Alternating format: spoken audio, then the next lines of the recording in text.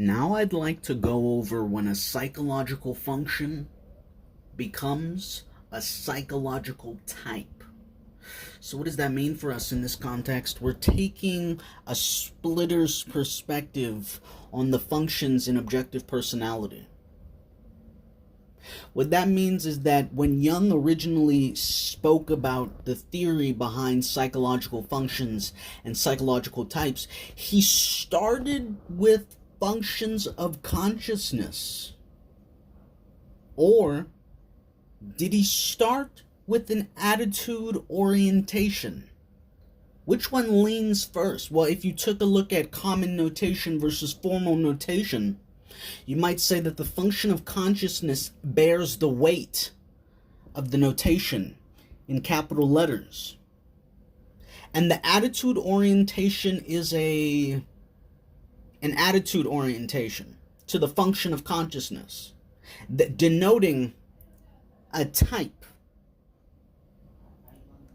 So we see that we're starting with a function plus an attitude orientation, meaning one of the 8 original psychological functions.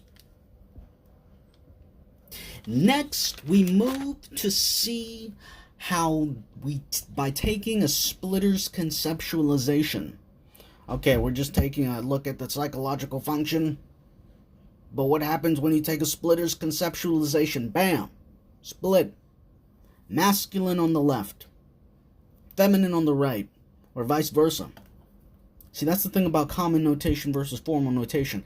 What is the preferred orientation mechanism that you have?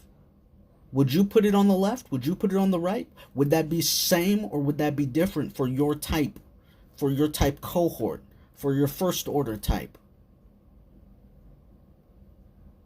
Or is it just arbitrary? Does it not matter at all? And who would choose what?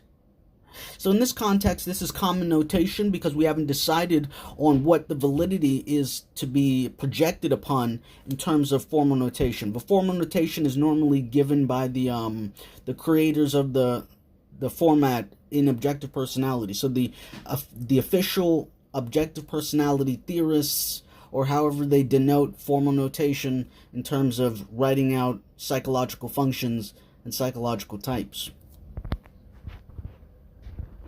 So this is my preferred visualization.